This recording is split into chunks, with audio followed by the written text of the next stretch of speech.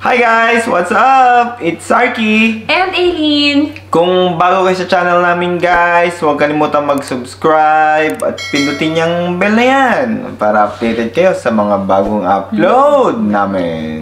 Tama! Alright, so our topic for today is all about PGWP. PGWP. Post-Graduation Work Permit. Galing ha?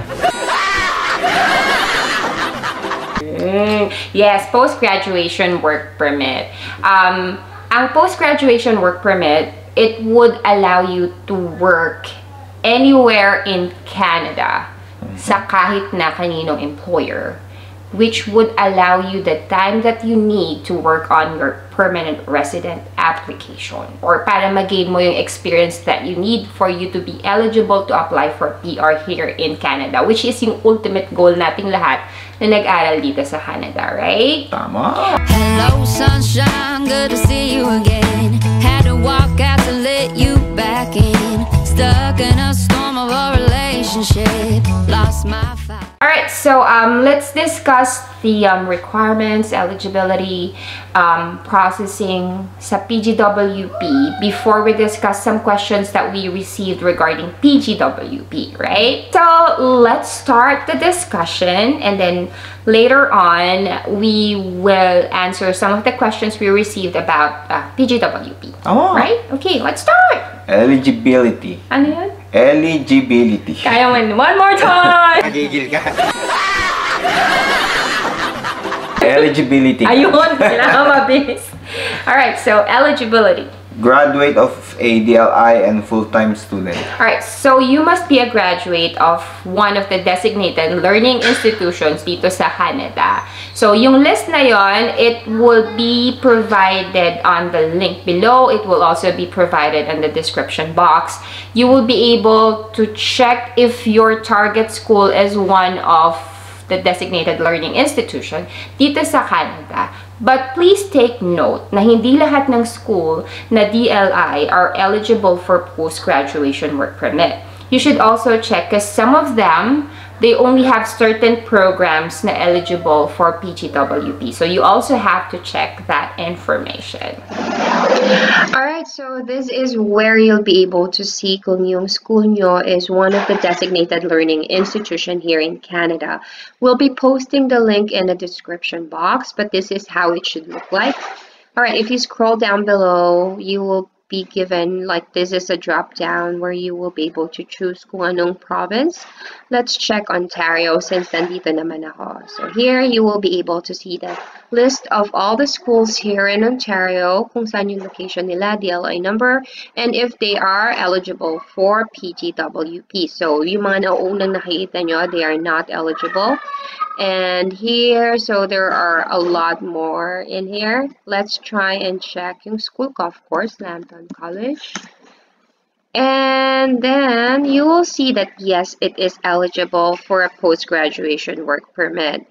And that's how you'll be able to check if yung school nyo, it offers PGWP. But I would just want to show you something else. Like I know, let's make this one as an example. So sa BC, kasi as far as we know, pag public school, they offer PGWP, kapag private, hindi.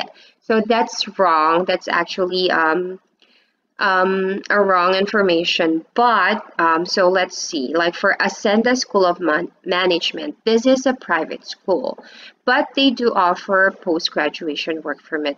But again, there is this one that you'd have to click to check kung may mga kailangan ka bang i-meet na requirement para maging eligible ka sa PGWP. So for this school, ang kailangan na kinuha mong study or yung program would be a Bachelor of Business Administration with concentrations or Bachelor of Hospitality Management. So ito lang yung dalawang program which will make you eligible for a post-graduation work permit. So there are plenty more schools or private schools here that are eligible for a post-graduation work permit, but make sure that you also check the details. Also, you should be a full-time student because some students who come here, international students, they will be getting only like some courses or some subjects kasi yun yung tawag nila dito, courses. Tapos hindi sila full-time na enrolled. So, not being a full-time student will not make you eligible for PGWP. Okay? So, that's it. Another. Length. Wow, length. Patumpik-tumpik lang yun. Alright, so kung gaano katagal yung makukuha mong PGWP, that would depend on the length of your program. So, let's say if your program is only like 8 months or less than 2 years, so it could be like more than 1 year but less than 2 years, you will only get 1 year post-graduation work permit. Yeah, 1 year.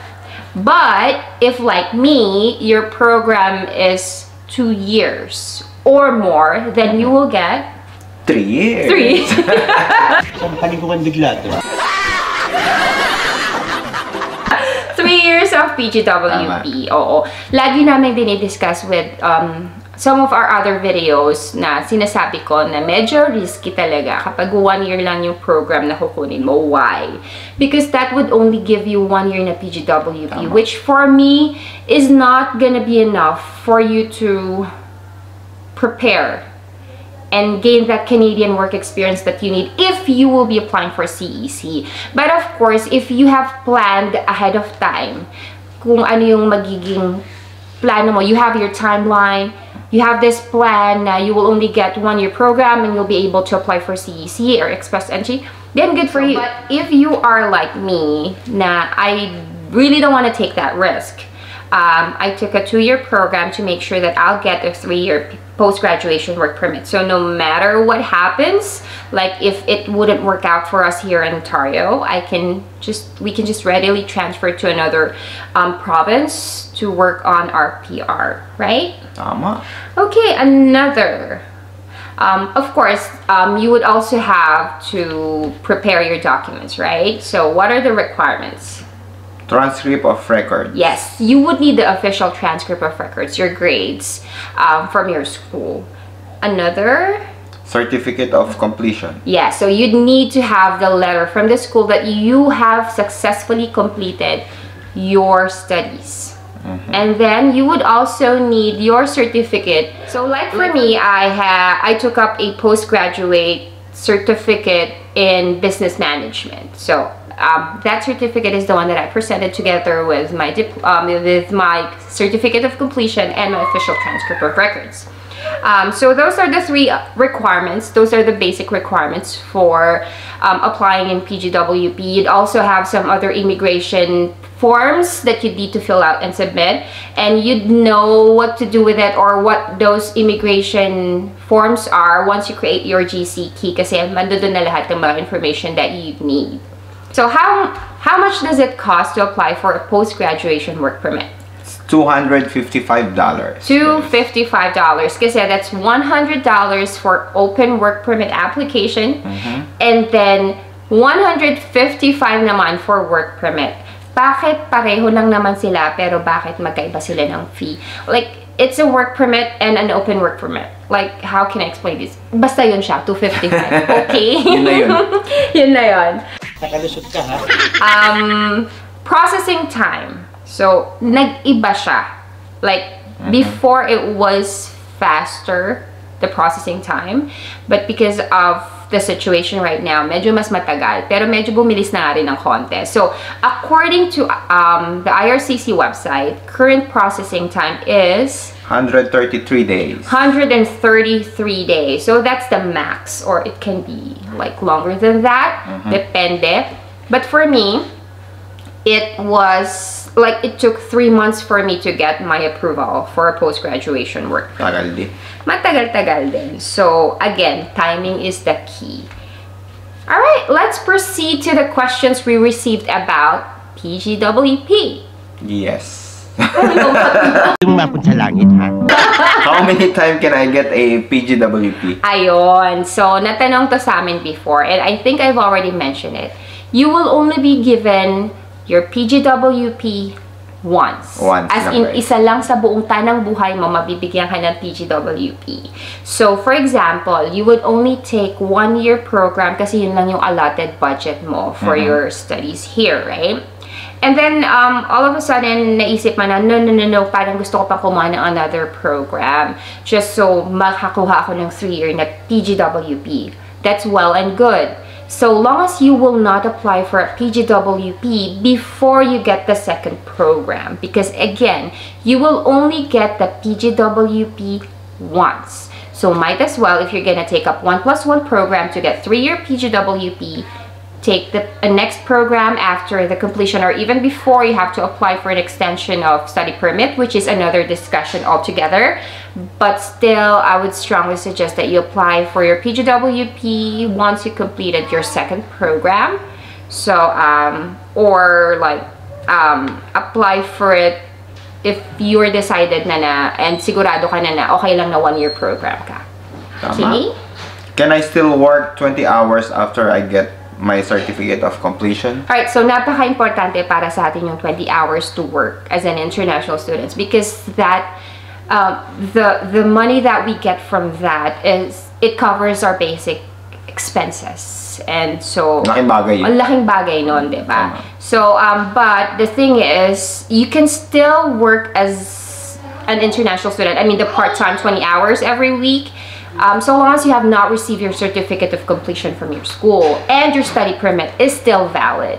But the moment that you receive your certificate of completion, then you have to stop working right away. Do not try and work, right? Kasi you're violating yung nakasulat sa study permit mo, yung restrictions. So what I strongly suggest is the moment that you receive your certificate of completion, all the documents from your school, apply for a PGWP right away. And how do you do that, Patty? Ewan ko.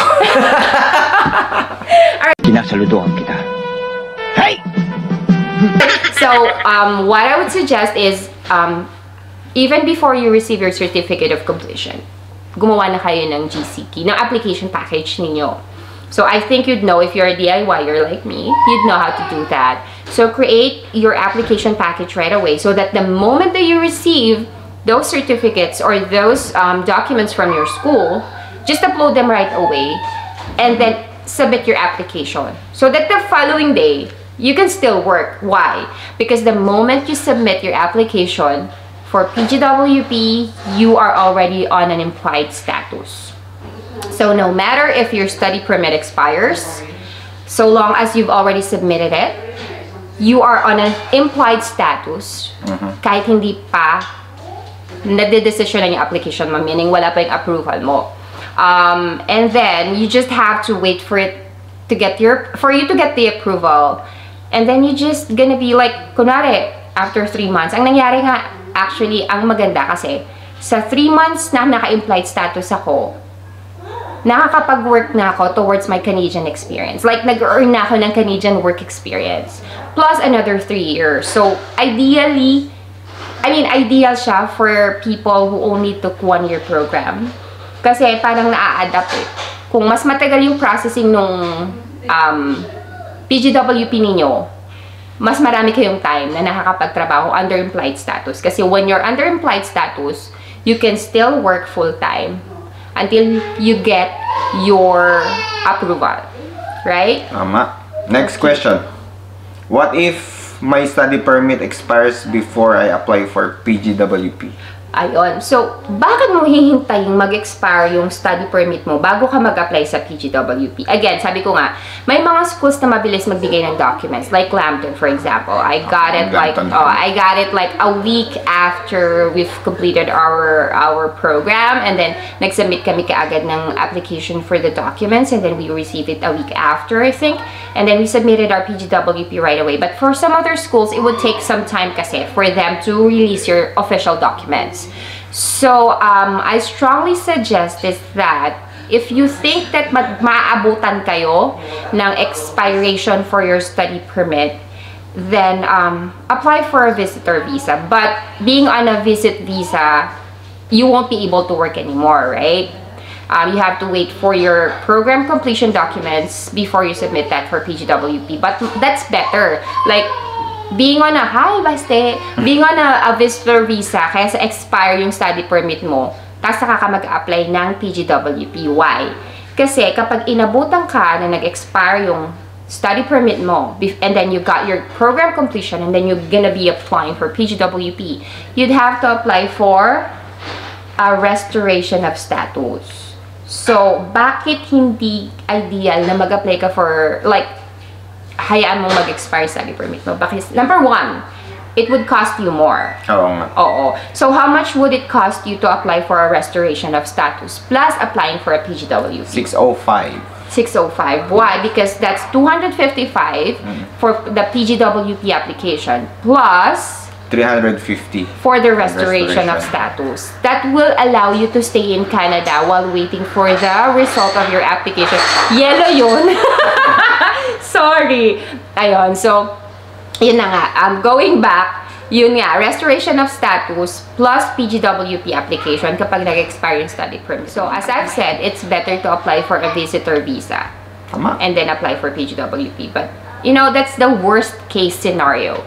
I'm pretty sure that you'll be able to get your documents, your official documents from the school even before your study permit expires. Dapat ready lang kayo. Yes, apply right away. Tama. Tama! So, well, I think that's about it. Bakit maganda ang PGWP?